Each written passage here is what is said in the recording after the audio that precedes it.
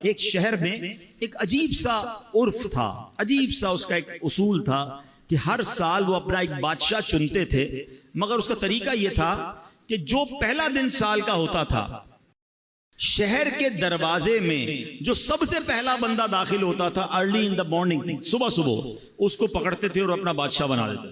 تو ایک اجنبی سا شخص تھا، وہ اس کو پتہ بھی نہیں تھا، وہ شہر میں صبح داخل ہوا، شہر والوں نے پکڑ لیا، مبارک ہو، اس کو ہار وغیرہ پہنایا، کہ خیریت تو ہے؟ کہ آپ کو مبارک ہو، آپ ہمارے بادشاہ بن گئے.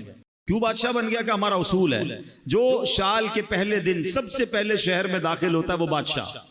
کہ اچھا تو کتنے ٹائم کے لیے بادشاہ؟ کہ 1 سال کے لیے. وہ تھا بڑا عقل مند آدمی، کہتا ہے 1 سال کے لیے؟ کہ ہاں. کہ پہلے جو مجھ سے پہلے بادشاہ تھے وہ سارے کہاں گئے؟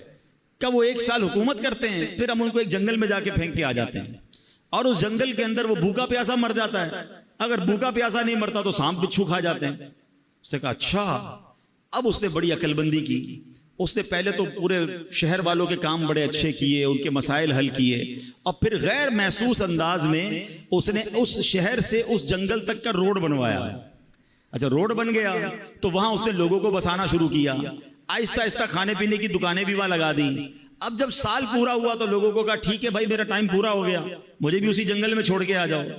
تو جو شہر کے بڑے لوگ تھے انہوں نے کہا آپ بڑے سمجھدار ہیں، آپ نے اس جنگل بیابان کو بھی شہر بنا دیا، ادھر بھی جناب اتنی رونق کر دی کہ ہم آپ کو ادھر بھی لے کے جائیں گے تو آپ کو کوئی پرابلم نہیں ہوگی. ہمیں ایسے ہی عقل مند بادشاہ کی ضرورت تھی، اب ہم سب نے مل کر فیصلہ کیا ہے آپ ہی ہمارے بادشاہ رہیں گے. اب بظاہر تو یہ واقعہ ہے، مگر کیا مجھے اور آپ کو ایک شہر میں نہیں جانا ہے؟ مجھے اور آپ کو ایک اور دنیا میں نہیں جانا ہے جہاں سانپ اور بچھو بھی ہو سکتے ہیں؟ اللہ ناراض ہوا تو قبر میں سانپ اور بچھو بھی تو ہو سکتے ہیں نا. جہنم کی آگ اور جہنم کا عذاب کتنا خطرناک ہے. مگر ہم میں سے کون ہے جو اس جہان کو، آخرت کے معاملات کو آسان کرنے کے لیے یہاں سوچ رہا ہے کہ یار یہیں رہ کر میں آخرت بہتر کر لوں.